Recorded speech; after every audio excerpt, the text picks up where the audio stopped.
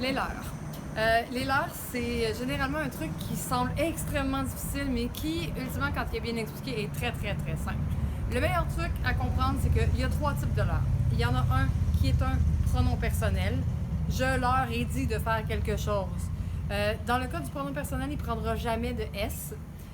Vous pouvez savoir si vous avez un pronom personnel, encore une fois, en le remplaçant par un autre pronom personnel. Je lui ai dit de faire quelque chose. Donc, si vous pouvez remplacer par lui, c'est un pronom personnel, ce qui veut dire que c'est le leur sans S. Pour ce qui est des deux autres, le leur L-E-U-R et le leur L-E-U-R-S sont des déterminants possessifs. On a déjà parlé de ça plusieurs fois. On remplace un déterminant possessif par un déterminant possessif. Donc, L-E-U-R comme ça, sans S, c'est un possessif au singulier. Donc, vous allez pouvoir le remplacer par un possessif au singulier. Si je mets ici un S, vous avez un possessif au pluriel. Donc, vous allez pouvoir le remplacer par un possessif au pluriel. Tout bête. L-E-U-R peut être remplacé par son ou ça. Alors que L-E-U-R-S peut être remplacé par c'est.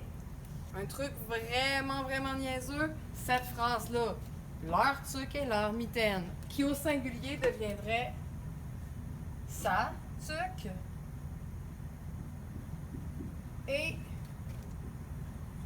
c'est mitaine. Donc, le leur, lorsqu'il est au singulier, peut être remplacé par son ou ça. Lorsqu'il est au pluriel, peut être remplacé par c'est. Vous avez un S, vous gardez le S. Vous n'avez pas de S, vous n'avez pas de S. Aussi simple que ça. L'autre question que vous pouvez vous poser, c'est à savoir combien il y en a par personne. Si c'est plus simple pour vous de faire ça, ça peut très bien fonctionner. Donc, exemple, ça tuc. Combien il y a de tuc par personne? Généralement, on met une seule tuc par personne. Donc, ça va être le leur sans S. C'est mitaine. Généralement, on met deux mitaines. Donc, automatiquement, vous allez avoir besoin de celui avec un S.